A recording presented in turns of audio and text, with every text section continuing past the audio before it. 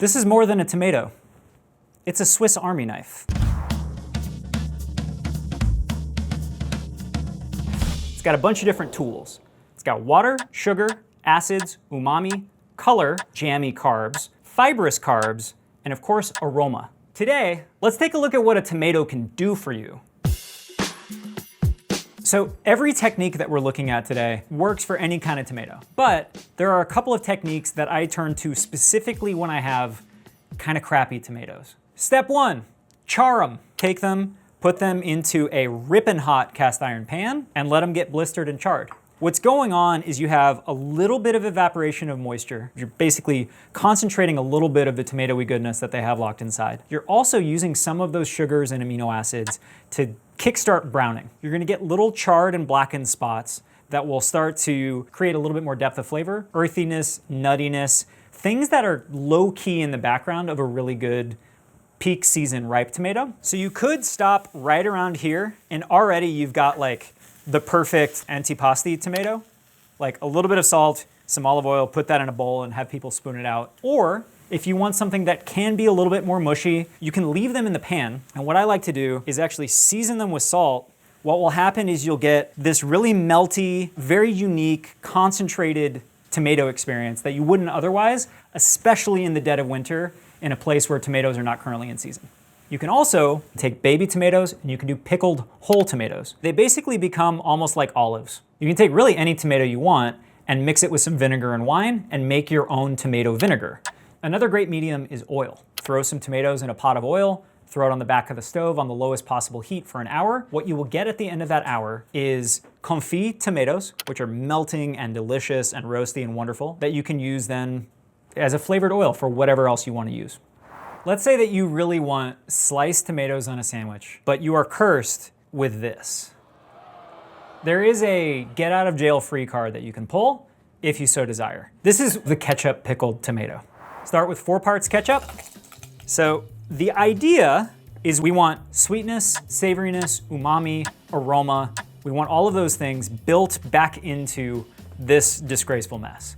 1 part soy sauce. The key here is soy sauce, fish sauce, shiro dashi, the most umami substance that you have in your kitchen, straight in there. And then 1 part vinegar, whisk it together, and then leave them in solitary confinement for like 30 minutes. When you pull these out of that marinade and put them onto a burger, it is a revelation. Another thing you can do is take advantage of the fact that they're kind of flavor sponges. All of those pectin-y, jammy carbs that are helpful for thickening and creating tomato jerky are also really good at trapping scents, trapping aromas. Tomatoes love smoke. So you take a grill and you're basically gonna wanna make sure that the tomatoes are away from the smoke source and able to capture all of the smoke slowly, because the goal for that is not to char them, but simply to perfume them. Smoked tomato ketchup is one of my favorite condiments to make at home. Smoked tomato soup. I really like making smoked tomato jam. Yeah, smoke. Turns out it's good. Next up, tomato water. Tomatoes are like 95% water. If you're getting a tomato from a grocery store in December, it's like 1,000,000% water. If you zoomed in on a tomato with a microscope, you'd see something that looked kind of like a honeycomb. There's a bunch of cells with walls that are holding them together, and inside each of those cells is a bunch of water. To get that water out, there's a lot of different approaches, and each approach gives you different tools to work with. The simplest way that I like to get water out of a tomato is to chop them coarsely, salt them, and beat them up a little bit. If you let chopped salted tomatoes sit for like 15-20 minutes, you'll eventually get something like this. Water everywhere. The way you turn it into a usable tool is to strain it. This is tomato water. So tomato water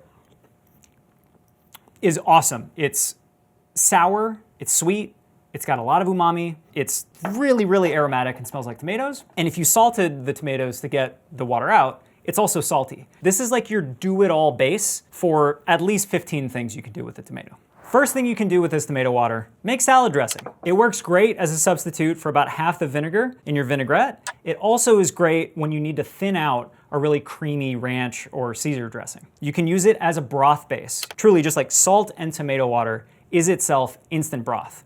You can then use this as the water that you start extracting vegetables and bones and anything that you want to build your own broth. You can use it as a pickling liquid. You can use it as a brining liquid. You can use it for ceviche. Key ingredient for any ceviche is some source of acid. Citrus, vinegar, those things can sometimes get overwhelming. Tomato has a lot of acid in it, but tomato water is a great source of a more mild acid.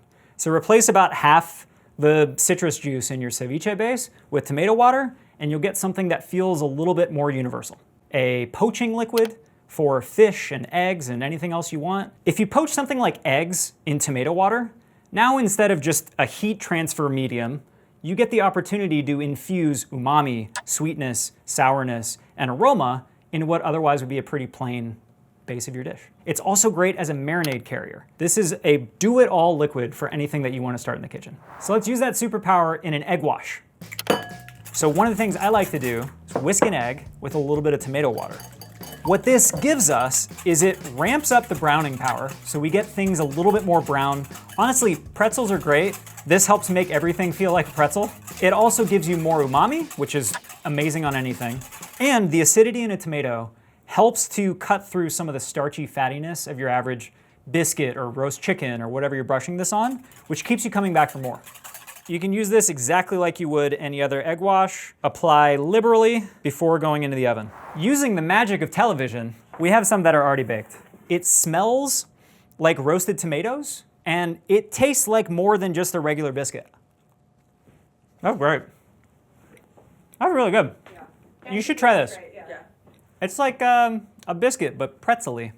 Oh, it is. Right? It's like savory. It's got that almost to the edge of too brown. Yeah. Next up, tomato beurre monté. There's a bunch of different versions of this. I'm gonna start with the simplest one. We'll build from there. Basically, you take chopped butter, unsalted butter, so you can have control of how much salt you want to add, and melt it in a pot. It's time to replace that water with tomato water.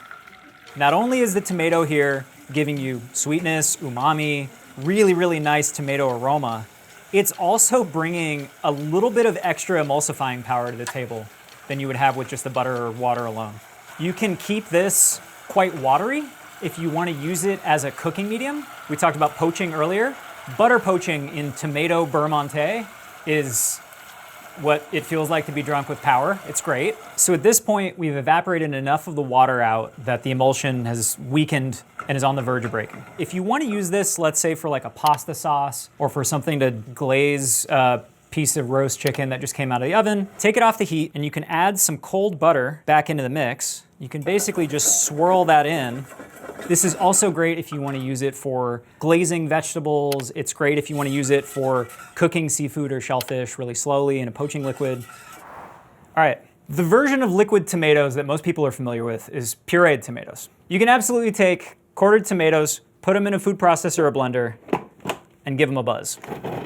There's all kinds of pectin and different kinds of fiber. There's a lot of structure that's getting lost in here that's making it thick and kind of pucky. Tomato puree is good for stews and sauce bases and for making tomato fruit leather and things where a bunch of solids are helpful, but there's a lot of applications where that gritty, mealy, coarse texture of tomato puree isn't actually what you want. A nice middle ground is to use a cheese grater. You take your tomato and you grate it like it's Parmesan.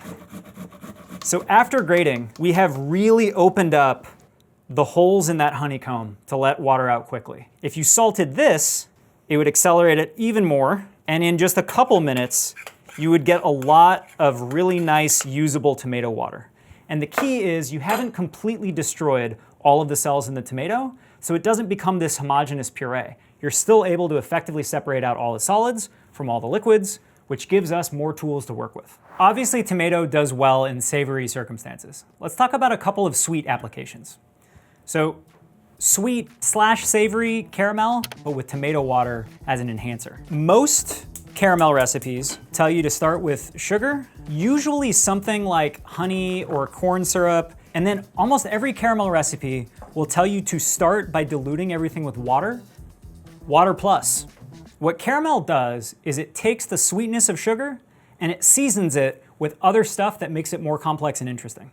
So instead of just sweet, sweet, sweet, sweet, your brain gets to enjoy sweet, nutty, sour, bitter, a little bit of cheesy, sometimes funky, fishy. All of those aromas and all of those tastes in small doses create something that feels like a kaleidoscope instead of just looking out a plain window. When you add tomato into the mix, you're basically amplifying all of those notes that I just said. And also the fact that tomatoes have a lot of umami and they're savory means that this is a caramel that you could either cook and finish and put on chocolate cake, or it's something that you could season with a little bit of extra salt and go right back into Brussels sprouts, or brushing it on chicken drumsticks when you're grilling them on the grill, or brush them onto a duck breast if you're trying to get it super glassy and crispy. It's a little bit of a do-it-all. Now is the perfect time to add soy sauce or fish sauce, whatever your favorite savory condiment is, and then all of a sudden this becomes barbecue sauce plus. When you have fully cooked meat, lacquer this on top. You can make like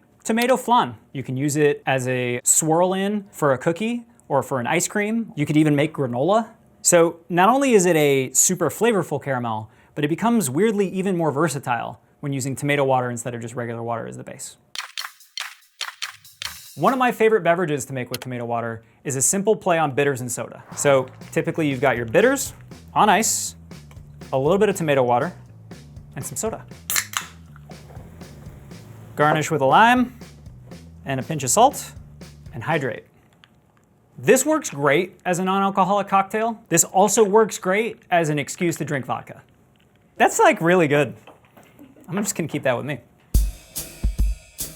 One of the most overlooked and honestly maligned useful tools that you can get from a tomato is the skin. There is so much of the aroma and the color of a tomato locked up in the skin. I kind of hate the boiling water blanch and ice bath method of taking tomato skins off, but it is one way to do it, and it's a good way if you don't have a lot of equipment. So let's show it right now. Cut an X in the top of the tomato, the side opposite the stem, and then we're ready to go into boiling water. And leave it in there for about 1 to 2 minutes. The goal is to start to see the skin loosening away from the rest of the body of the tomato. These have been in for a few seconds. The plant glue, the plant cement is starting to loosen. Put it in your ice bath. The reason everybody in culinary school is taught to go into an ice bath is to try as much as possible to keep the aroma, the taste, the texture of everything deeper than the skin as similar to raw as possible. It doesn't work great, but it is a good way to get the tomatoes to be at a more friendly handling temperature. So once cool enough to handle, take the tomato out of the ice bath and you can simply peel away the skin. This skin is gold. It's full of the jammy carbs, that plant cement, plant glue that we're referring to as pectin. It also has a lot of fibers, and those fibrous carbs are really good at making things crispy. If you want to get the seeds and skin separate from all the water and pulp, the #1 most efficient, best way is a food mill. If you use the smallest gauge, you can just grind whole tomatoes in it, and it will trap the seeds and skin up top, and it'll allow all the water and the pulp to pass through. And then inside the mill itself, we have skin and seeds and all the innards. But don't throw the pulp and water away. This is basically your classic tomato puree if you're looking to make sofrito. You can also use this in a sorbet or an ice cream. You can also turn this into your own tomato paste. But enough about all that nonsense, we're here to see some skin. Tomato skins are great for dehydrating. If you don't have a dehydrator, no worries. You can do this in a home oven. You can also do it if you have like a tabletop convection oven. And this is also one of the best applications for an air fryer. And what you get after they're dehydrated, just for an hour or two, is a tomato skin chip, which you can eat like a chip. It's got a really lovely, delicate, crispy texture, very similar to like nori if you have like seaweed chips. And you can put this on a sandwich. I think every sandwich in the United States and beyond is better with chips inside of it. You can also grind them up and use them as a way to give some more structure and dimension to like a fried chicken breadcrumb coating. These are great in a salad. These are also great if they're fully ground up into a tomato powder, which is what we're gonna look at next. Basically, you're gonna start with dehydrated tomatoes and a spice grinder. Load them in, put the top on, and grind. So after a couple of whirls, we're starting to get to a powder, but you can see that there's still a couple of pieces that are kind of floating. So what I'll do is add a little pinch of salt. A pinch of salt in that grinder will help mash the tomato chips up even more so that they have a chance to hit the blades of the grinder. Tomato powder. This is one of the most useful, versatile things that you can have in your kitchen. French fries are a perfect application for tomato powder. Hot, crispy potato, some tomato powder or tomato salt, and then toss. You have tomato seasoned potatoes that won't go soggy, which makes this ideal for if you wanted to make tomato pasta or steak sauce or use them in place of bonito flakes in making dashi. You can use tomato skins, tomato powder, and kelp, and have a delicious, deeply satisfying, rich umami broth base. Tomato skins and seeds aren't the only thing that you can put into a dehydrator. So early in the process, like a 1 hour dehydrated tomato slice, I think is one of the perfect things to put on a sandwich. The mid-range, like a couple hours in the dehydrator, this jammy tomato is very similar to like the jammy egg that we all got obsessed with in the late aughts. And this is great if you want to puree it for a situation where you would otherwise use tomato puree, but don't have the time or the opportunity to allow water to evaporate. Puree this up, and you go straight into the jammy, creamy tomato zone that you want with your aioli. This is also, like, in my opinion, the ideal starting place for something like a tomato pie. This can also be taken to the extreme, where if you take a bunch of slightly thinner sliced jammy tomatoes, dress them with olive oil and salt, it basically becomes a delicious tomato carpaccio. This is also one of my favorite places to start if you're gonna thicken a sauce with tomatoes, which is why this is also a great thing to incorporate into soups. Or if you want to make a tomato cream, that also works well on pizza. If you're an absolute decadent degenerate, it also is a great thing to like fold into risotto and anything that's like creamy and brothy and needs a little body right at the end. You can also take tomato skin with a little bit of the meat left on it and dehydrate it long enough that it becomes like a tomato jerky. If you take this even further, dehydrate it all the way, you end up with like a tomato cracker rather than just a tomato chip. I've said jammy enough to describe this tomato. We should make some jam. So to make tomato jam, I honestly think that tomatoes are miraculous because they can either go sweet or savory depending on what's around them. In like a typical jam with strawberries, you can incorporate some diced, partially dehydrated jammy tomatoes to basically donate a lot more pectin to the mix and make the end result feel even richer, even stickier, even jammier than it would otherwise. So I like to start with diced fruit, strawberries, about 1:1, and the dehydrated jammy tomato. Some sugar to whatever your desired level is. A little bit of lemon juice. I typically use less lemon for this kind of application. And then a little bit of tomato water. The tomatoes, what they're bringing to the table is depth, color, tanginess, savoriness, and thickness from the pectin. So these have been cooking for about 45 minutes. Witness the thickness. I would recommend using every possible part of the tomato because it all has something to offer, including the stems. Stick them in a bottle of white distilled vinegar. Leave them in there for a couple weeks, strain it out, and you'll get a tomato stem vinegar that kind of brings a bright green grassy punch to anything that you want to put it on. It also actually works really well with like a neutral spirit like vodka. Put it in salad dressings. Another thing that you can do with these stems, dry these tomato stems so that they're brittle and cracky and grind them into a powder. It'll look like drugs, but it'll taste like a garden. Honestly, I have no idea the exact number of applications we talked about for tomatoes today, but I guarantee you there's way more out there that we didn't even get to. Even more importantly is next time you look at a tomato, don't just see that thing that you turn into pasta sauce. See a thickener, a flavor sponge, a source of color, a source of acid, a source of sweetness, and a way to make stuff turn golden brown in the oven. Because that way of thinking about ingredients is how you really broaden your horizons in the kitchen.